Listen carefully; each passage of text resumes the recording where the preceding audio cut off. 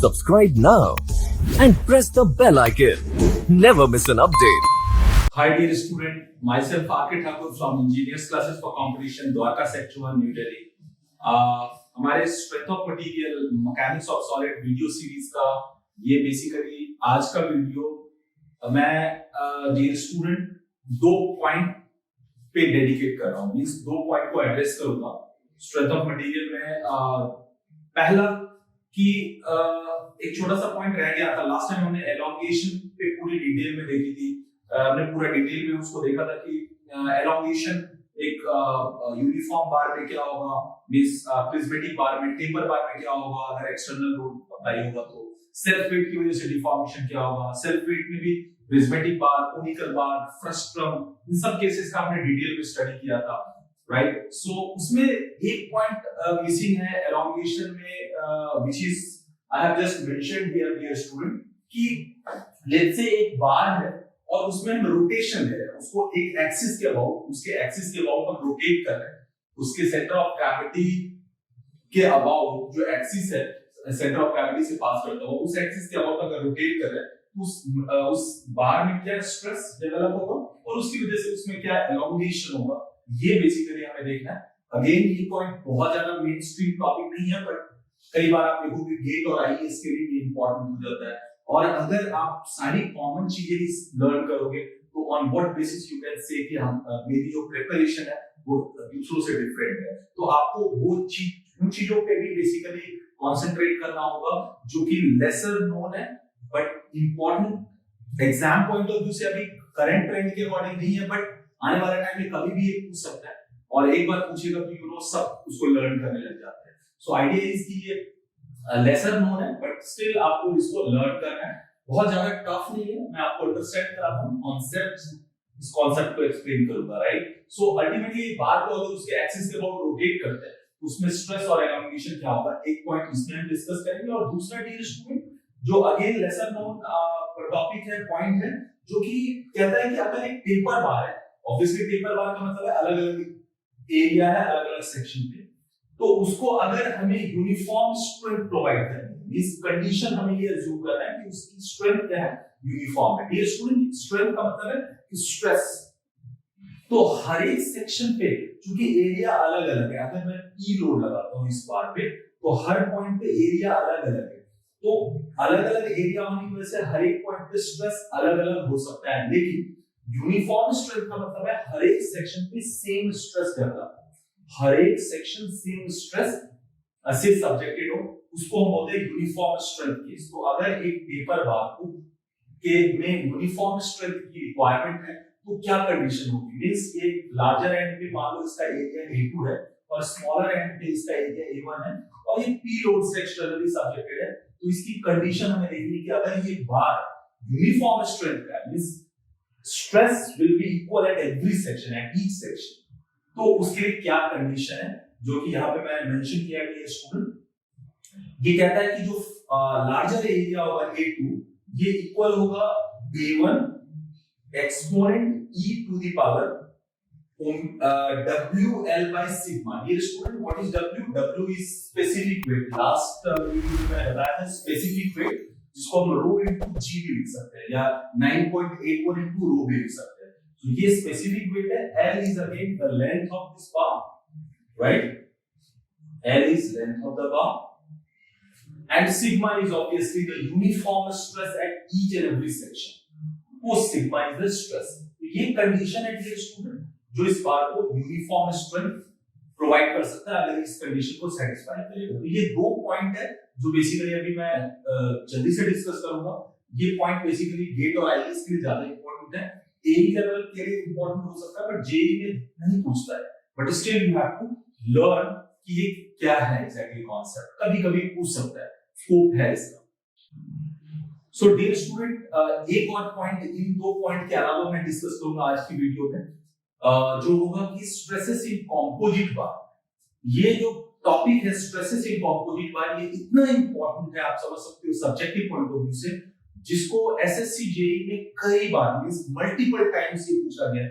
And AMI section B strength of material like mechanics of solid में भी कई बार पूछा गया है। और इसके अलावा आईईएस में भी काफी अच्छा स्कोप इसका बनता है।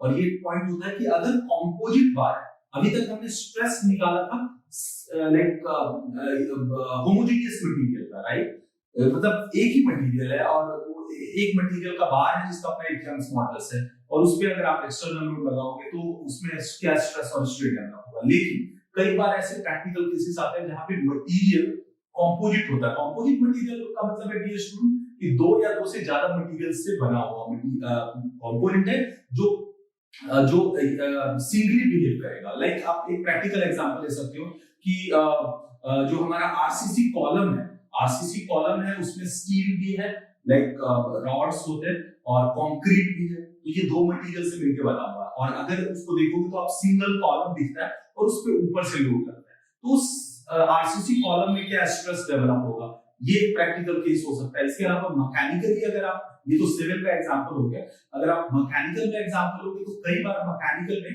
ऐसे कंपोनेंट्स होते हैं, फॉर एग्जांपल एक ट्यूब है, राइट, ब्रास का ट्यूब है और उसके अंदर मान लो कॉपर का रॉड लगा दिया और दोनों एंड से बेसिकली हम उसको रिजिडली फिक्स कर देते हैं। तो इस फिक्सेशन की वजह से वो एक सिंगल कंपोनेंट की तरह बिहेव करेगा, और उस मटेरियल पे या उस कंपोनेंट पे अगर मैं एक्सटर्नली लोड अप्लाई करूं तो ब्रास को भी लोड बियर करना है और कॉपर को भी बियर करना है। बट क्योंकि वो रिजिडली फिक्स्ड है दोनों एंड पे, फॉर एग्जांपल किसी भी तरीके से या तो वेल्डिंग कर दिया गया, ब्रेज कर दिया गया, ब्रेजिंग कर दी गई है, व्हाटएवर मींस जो उसको सिंगल कंपोनेंट की तरह बिहेव करने के लिए आपने अप्लाई किया, तो वो उस दोनों मटेरियल में क्या स्ट्रेस डेवलप होगा, ये एक एग्जांपल हो सकता है। कई बार प्रैक्टिकली आप देखोगे तो हमारे 3 वर्टिकल रॉड्स हैं, एक 3 से ज्यादा भी हो सकता है। तो इसमें मान लो लेफ्ट और राइट एक टाइप का मटेरियल है, मान लो एल्यूमिनियम, और सेंटर में मान लो एक स्ट्रेंथ के लिए हमने स्टील का रॉड दे दिया, और ये तीनों वर्टिकल रॉड को हमने एक रिजिडली फिक्स कर दिया ऊपर और नीचे इस तरीके से कि ये ऊपर से जो लोड झेलेगा उस टाइम ये तीनों एक सिंगल कंपोनेंट की तरह बिहेव करेगा, और उस पे अगर मैं वर्टिकली ऊपर से या नीचे से फोर्स लगाऊं तो ये एक तरह से कंपोजिट मटेरियल की तरह बिहेव करेगा। तो इस तीनों में या जितने भी मटेरियल का से बना हुआ बार है उन सब में अलग-अलग स्ट्रेस डेवलप होगा, ऑब्वियसली, क्योंकि सबका यंग्स मॉडुलस अलग-अलग है। तो अलग-अलग यंग्स मॉडुलस होने की वजह से उसमें अलग-अलग स्ट्रेस डेवलप होगा डियर स्टूडेंट। तो वो कैसे निकालेंगे, उसको कैसे फाइंड आउट करेंगे, ये हमारा टारगेट होगा। एक्सट्रीमली इंपॉर्टेंट है, आप उसको मिस नहीं कर सकते, सब्जेक्टिव स्कोप है। और ये 3 पॉइंट बेसिकली, ये 2 और एक कंपोजिट मटेरियल में जो स्ट्रेस डेवलप होता है, ये 3 पॉइंट आज मैं डिस्कस करूंगा इस वीडियो में। So let's start with the first point which is कि stress and elongation in a bar due to rotation. तो डियर स्टूडेंट, ये एक इसको समझने के लिए मैं एक बेसिकली एग्जांपल आपको दे रहा हूं कि इसको आप कैसे समझोगे। लेट्स से ये एक बार है, राइट, ये एक बार है और ये इसका मान लो सेंटर ऑफ ग्रेविटी है, इसकी लेंथ है L डियर स्टूडेंट, और ऑब्वियसली ये क्या हो जाएगा, क्योंकि सेंटर ऑफ ग्रेविटी है तो L/2 हो जाएगा। सेंटर ऑफ ग्रेविटी से पास करता हुआ एक एक्सिस है जिसके अबाउट की omega speed, omega is the angular speed here, omega is what, angular speed here student, angular speed. So इस स्पीड से मान लो रोटेट कर रहा है, जब भी कोई बॉडी सर्कुलर मोशन करता है तो उसका एक एंगुलर स्पीड होता है, जो कि बेसिकली अगर आपको याद हो साइंस में इसको 2 टाइप की स्पीड होती है अगर सर्कुलर मोशन कर रहा है, एक होगा v और एक होगा ओमेगा। v को बोलते हैं लीनियर स्पीड, और ओमेगा को बोलते हैं एंगुलर स्पीड। ये student, angular speed is always angle turn per unit time, right, and v is nothing but r into omega, means this angular velocity को रेडियस ऑफ रोटेशन से अगर हम multiply करते तो ये v हो जाता है लीनियर स्पीड। अगर आप इसको ऐसे जूम कर सकते हो, ये एक ऑब्जेक्ट है, मान लो यहाँ पे है, t टाइम बाद ये यहाँ पे पहुंच गया, सर्कुलर मोशन परफॉर्म कर रहा है t टाइम में, आफ्टर t टाइम, तो ये थीटा एंगल प्रेस कर रहा है, तो इसके अंदर एंगुलर स्पीड होगी थीटा अपॉन t, और किसी भी पॉइंट ऑफ टाइम में जो इसका लीनियर स्पीड होगा ना वो टेंजेंट की डायरेक्शन में होता है, ये v। अगर ये यहाँ पे है तो इधर होगा v, राइट। तो ये हमेशा क्या होता है, r को होगा। सो अभी ये ओमेगा क्या है, इससे डियर स्टूडेंट एंगुलर स्पीड है, राइट। अब ये रोटेट कर रहा है, राइट, और हमें ये पता करना है कि इसके अंदर इस रोटेशन की वजह से क्या स्ट्रेस और एलोंगेशन डेवलप होगा डियर स्टूडेंट।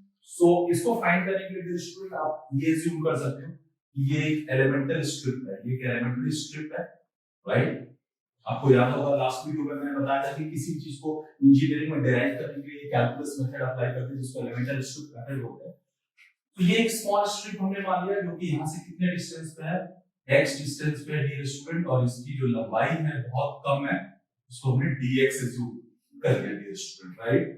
तो अब आप अज्यूम कर सकते हो कि ये जो एलिमेंटल स्ट्रिप है जब ये पूरा बार रोटेट कर रहा है अपने इस एक्सिस पे हो, तो आपको पता है कि कोई भी ऑब्जेक्ट अगर सर्कुलर मोशन कर रहा है तो उस पे एक आउटवर्ड फोर्स, सेंटर से आउटवर्ड एक फोर्स एक्ट करता है जिसको हम सेंट्रीफ्यूगल फोर्स बोलते हैं, राइट। और ये सेंट्रीफ्यूगल फोर्स की प्रॉपर्टी होती है कि सेंटर से हमेशा आउटवर्ड एक्ट करता है, और एक उसको toward centre equal and opposite force act करता है, that is called centripetal force. अगर मैं इसको ऐसे समझाऊं कि जैसे कभी भी इसी पॉइंट ऑफ टाइम पे सर्कुलर मोशन करता हुआ इस पोजीशन पे, तो सेंटर से अपोजिट डायरेक्शन में इधर F सेंट्रीफ्यूगल एक्ट करेगा डियर स्टूडेंट, सेंट्रीफ्यूगल, और इसके ठीक इक्वल और अपोजिट डायरेक्शन में टुवर्ड सेंटर ये F सेंट्रीपिटल एक्ट करेगा। So centripetal force toward centre, centrifugal away from centre, और ये दोनों इक्वल होता है डियर स्टूडेंट, सेंट्रीफ्यूगल। ये आपको थोड़ा सा अंडरस्टैंड करना होगा, ये फिजिक्स का साइंस का पॉइंट है। तो सेंट्रीफ्यूगल फोर्स और सेंट्रीपिटल फोर्स ये बेसिकली इक्वल होता है, राइट। दोनों मैग्नीट्यूड में इक्वल होता है, और ये होता है mv²/r dear student. What is m? m is the mass of the body which is rotating, right? v is what? Its linear speed, and r is what? Its radius of rotation, right? mv²/r. so इसको अगर मैं rewrite करना चाहूं तो इसको ऐसे भी लिख सकता हूं, m को m लिख सकता हूं, v is already as I told you कि r ओमेगा होता है, तो r ओमेगा का square upon r, so we can write it m r square omega square by r, r से r square कैंसिल हो जाएगा, so it will become m r omega square। so ये वाला जो सेंट्रीफ्यूगल फोर्स या centripetal force की जो value आएगी डियर स्टूडेंट, ये m r ओमेगा स्क्वायर भी लिख सकते हैं। इंजीनियरिंग में कई बार ये वाला फॉर्मेट ज्यादा यूज होता है, बट अगर आप 12th वगैरह में देखोगे तो ये वाला फॉर्मेट भी यूज होता है, mv²/r, जिसको आप डिवाइड करके ऐसा भी लिख सकते हो, m r omega square, right. So यही टारगेट हम यहां पे करते हैं। तो आपको अज्यूम कर, हमने एक एलिमेंट्री स्ट्रिप अज्यूम किया, अब जब ये कंपोनेंट रोटेट करेगा अपने एक्सिस के अबाउट, तो एलिमेंट्री स्ट्रिप पे एक आउटवर्ड फोर्स एक्ट करेगा, ऑब्वियसली क्योंकि ऑब्जेक्ट रोटेट हो रहा है तो एक सेंट्रीफ्यूगल फोर्स इस पे एक्ट करेगा। अब क्वेश्चन उठता है कि इस पे सेंट्रीफ्यूगल फोर्स कितना एक्ट करेगा, राइट, कौन लगाएगा सेंट्रीफ्यूगल फोर्स? तो ऑब्वियसली ये जो बॉडी है, ये जो बॉडी है, ये जो बॉडी है, इसका जो मास होगा ना, ये जो इसका जो मास होगा वो मास इस पे बेसिकली इसका जो बेसिकली जो मास होगा, इसका जो मास होगा, ओके। सो डियर स्टूडेंट, अगर आप प्रिसाइजली इसको ऑब्जर्व करो तो जब ये कंपोनेंट रोटेट करेगा तो इसके रोटेशन की वजह से इस एलिमेंटल स्ट्रिप पे एक टेंसाइल फोर्स एक्ट करेगा जो बेसिकली सेंट्रीफ्यूगल फोर्स के टर्म में होगा। वो सेंट्रीफ्यूगल फोर्स बेसिकली ये वाला जो पोर्शन है, ये जो हैश्ड पोर्शन है, इसके सेंटर ऑफ ग्रेविटी से एक्ट करेगा, राइट।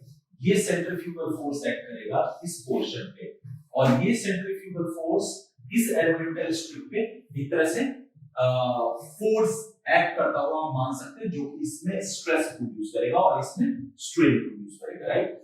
अब इसका स्ट्रेन या इसका स्ट्रेस आपने फाइंड कर लिया, उसी को अगर हम -L/2 से +L/2 तक, ये हाफ, अगर मैं एक्सिस से इधर लूंगा तो -L/2 और ये L/2 के बीच इंटीग्रेट कर देंगे तो हमारा टोटल इस बार का आ जाएगा। और यू कैन से कि इस एलिमेंटल स्ट्रिप का जो स्ट्रेस आएगा या जो स्ट्रेन आएगा, उसको अगर हम जो बेसिकली स्ट्रेन आएगा, अगर मुझे टोटल का एलोंगेशन निकालना है तो इसका एलोंगेशन, उसको अगर मैं 0 से L/2, 0 means at this point और L/2 मींस दिस पॉइंट, 0 से L/2 तक इंटीग्रेट करके उसका डबल कर दें तो पूरे बार का एलोंगेशन आ जाएगा। तो उसी अप्रोच को हम फॉलो करते हैं। फर्स्ट ऑफ ऑल हम ये फाइंड करते हैं कि इस पॉइंट पे कितना फोर्स एक्ट करेगा, so force on elemental strip. So dear student, force कितना एक्ट करेगा? सो फोर्स मतलब सेंट्रीफ्यूगल फोर्स। किसका सेंट्रीफ्यूगल फोर्स? ये जो स्ट्रिप के जस्ट बाद जो पोर्शन ऑफ बार है उस पे जो फोर्स लग रहा है बेसिकली वही इस एलिमेंटल स्ट्रिप पे लगेगा। ये आप अगर आप थोड़ा सा प्रिसाइजली सोचो तो आपको ये लग रहा होगा कि इस पे जो फोर्स लगेगा वो यहाँ का सेंट्रीफ्यूगल फोर्स एक्ट करेगा। सो फोर्स क्या होता है? सेंट्रीफ्यूगल फोर्स क्या होता है? m का मतलब है इस पोर्शन का मास, r क्या होगा डियर स्टूडेंट? तो r होगा यहां से लेके बेसिकली ये डिस्टेंस। अगर मैं इसको ओके, सो डियर स्टूडेंट, जो फोर्स इस एलिमेंटल स्ट्रिप पे एक्ट करेगा वो होगा मास m इनटू r। आप ये r एज्यूम कर सकते हो। ये जो पोर्शन है इसका एक्सिस ऑफ रोटेशन से क्या, इसके सेंटर ऑफ ग्रेविटी का क्या डिस्टेंस? ऑब्वियसली ये ऑब्जेक्ट पॉइंट ऑब्जेक्ट नहीं है, पोर्शन है, तो इसका सेंटर ऑफ ग्रेविटी का एक्सिस ऑफ रोटेशन से डिस्टेंस होगा mr और omega square, right? mr omega square. Mass को डियर स्टूडेंट हम क्या लिख सकते हैं? डेंसिटी। यू नो कि डेंसिटी क्या होता है? Mass by volume. सो मास को मैं डेंसिटी इनटू वॉल्यूम लिख सकता हूं। वॉल्यूम को डियर स्टूडेंट मैं एरिया इनटू लेंथ लिख सकता हूं। तो एरिया मैंने क्रॉस सेक्शनल एरिया ए ले लिया, and what is length? Length dear student ये पोर्शन होगा, ये इस पोर्शन का लेंथ होगा। इस पोर्शन का लेंथ क्या होगा डियर स्टूडेंट? अगर आप ज्योमेट्रिकली यहां पे देखो इसकी लेंथ क्या होगी? L/2। अगर मैं यहां से x डिस्टेंस पे इस पोर्शन को एज्यूम करूं, सॉरी ये नीचे मैंने ऑलरेडी लिखा हुआ, सो L/2 में से x माइनस कर देंगे तो ये आ जाएगा। ये dx को तो हम ऑलमोस्ट नेग्लेक्ट करते हैं। सो ये बेसिकली क्या होगा? m rho into a। r को क्या लिखेंगे डियर स्टूडेंट? r को क्या लिख सकते हैं? Can you tell me r को क्या लिख सकते हैं? r क्या होगा? अगर r को आप देखो तो r को मैं लिख सकता हूं x प्लस, r को मैं क्या लिख सकता हूं डियर स्टूडेंट? x प्लस इसका हाफ डियर स्टूडेंट। इसको हम कैसे निकाल सकते हैं? इसको basically r minus x upon 2 लिख सकते हैं डियर स्टूडेंट। सो अगर आप r की बात करो तो r basically r, okay, so dear student r को मैं क्या लिख सकता हूं? r को मैं लिख सकता हूं the whole is, this portion is L/2 minus rho, sorry basically mass को लिखना है, mass is density to volume, volume को cross sectional area into length, cross sectional area into ये लेंथ आपने को फाइंड करना है। इसको मैं क्या लिख सकता हूं? L/2 minus x। सो L/2 माइनस x के पोर्शन का लेंथ हो गया, ये एरिया, तो ये टोटल वॉल्यूम बन गया, डेंसिटी से मल्टीप्लाई किया तो मास हो गया। सो मास ये हो गया। And what about r? r को मैं क्या लिखूंगा? तो r को डियर स्टूडेंट मैं क्या लिख सकता हूं? ये जो r है ये बेसिकली यहां से ये लेंथ है और साथ में इसका हाफ है डियर स्टूडेंट। तो ये डिस्टेंस तो x है, x प्लस, और ये लेंथ आपने अभी फाइंड किया which is L/2 minus x, तो इसी का हाफ होगा, means L/2 minus x upon 2, right? So ये हो जाएगा dear student r into omega square. So this is the force acting on this elemental strip due to the rotation of this object, right? थोड़ा सा expression को समझो, right? So density is, mass is density into volume, volume is area into length, length basically आपका क्या होगा? A is the cross sectional area, length basically क्या हो जाएगा? L/2, इसके सेंटर ऑफ टोटल L है, इसका सेंटर ऑफ ग्रेविटी इसका हाफ हो जाएगा L/2 माइनस ये x, right? r is the radius of rotation, इसको मैं क्या लिख सकता हूं? ये portion which is x plus इसका हाफ, इसका हाफ, ये ऑलरेडी क्या है आपने निकाला था L/2 माइनस x, उसका हाफ कर दिया। सो ये आ गया डियर स्टूडेंट आपका फोर्स जो कि इस बार पे एक्ट कर रहा है, राइट? नाउ अगर मैं इसको इरेज कर दूं डियर स्टूडेंट, मैं चाह रहा हूं कि आपको यहीं पे एक्सप्लेन कर दूं, राइट? सो एक बार फिर से हम इसको और सॉल्व करते हैं। तो ये फोर्स क्या हो जाएगा? अगर मैं इसको सॉल्व करूं तो रो इनटू a इनटू, अगर डियर स्टूडेंट इसको मैं सॉल्व करूं तो आई थिंक ये क्या हो जाएगा 2x minus x, x plus l by 2 हो जाएगा, राइट। तो यहाँ पे तो होगा l by 2 minus x dear student, और यहाँ पे हाफ डियर स्टूडेंट ये हो जाएगा l by 2 plus x, right. अगर इसको रीराइट करें डियर स्टूडेंट तो हाफ को पहले ले आते हैं, रो a, और ये a minus b into a plus b which is a square minus b square, ये हो जाएगा ये फोर्स आया बेसिकली, एक तरह से आप P बोल सकते हो, जो ये सेंट्रीफ्यूगल फोर्स एक्ट कर रहा है।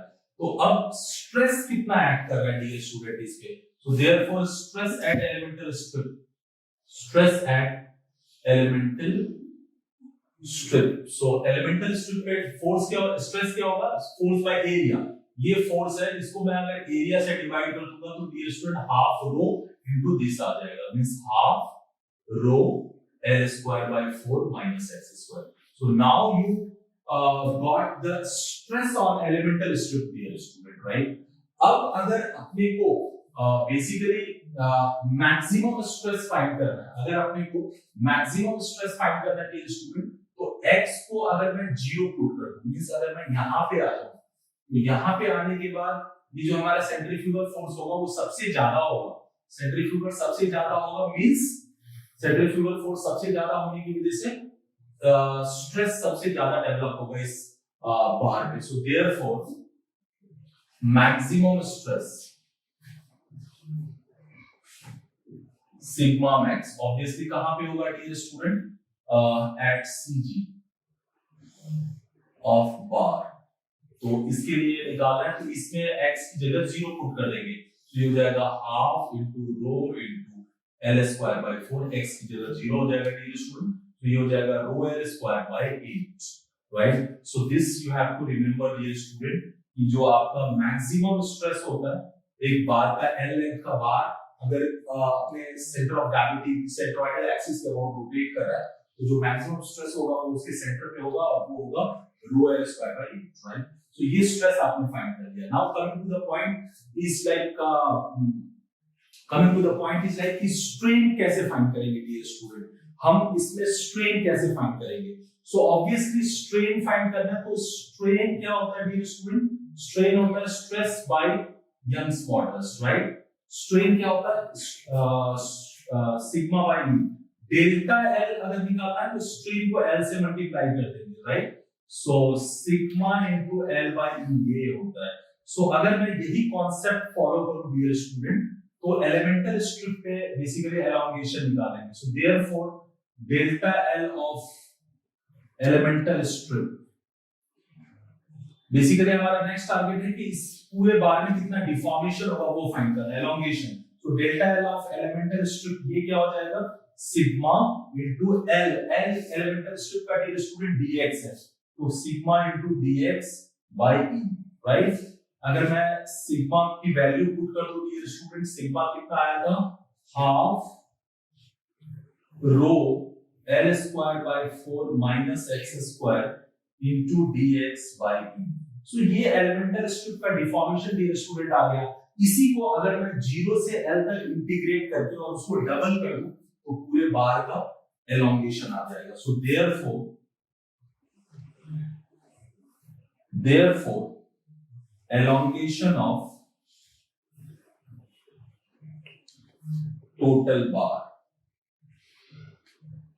ये क्या हो जाएगा dear student, 2 into integration of half rho L square by 4 minus x square into dx, right.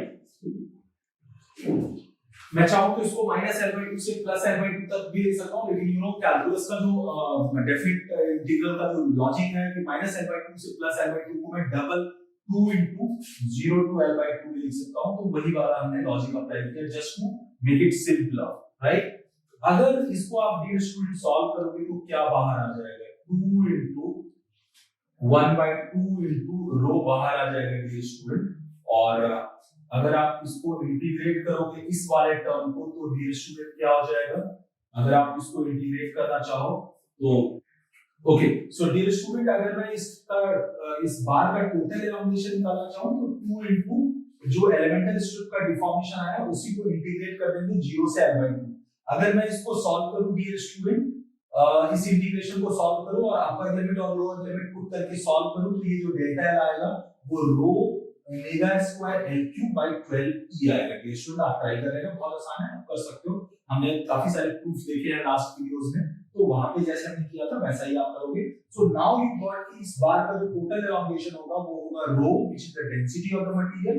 Omega dear student, again आप याद रखना, omega is not a specific weight, क्योंकि हम पहले के वीडियोस में स्पेसिफिक वेट को स्मॉल w से डिनोट कर रहे हैं, बट ये स्मॉल w नहीं है, ये ओमेगा है, which is angular velocity of the bar which is rotating, right? L cube omega square L cube, L is obviously length of the bar and E is the Young's modulus of the material. So delta L क्या होगा, rho omega L cube by 12 E. So this is the elongation dear student due to rotation, and this is the stress, maximum stress which is at center, rho L square by 8. So ये दो point dear student आपको याद रखना होगा, और ये इसका derivation भी आपको एक तरह से याद रखना होगा। एक बार इसकी क्लैरिटी आ गई तो अब आप now you are aware of कि अगर कोई ऑब्जेक्ट रोटेट करेगा तो बेसिकली वो रोटेशन की वजह से सेंट्रीफ्यूगल फोर्स से सब्जेक्टेड होगा।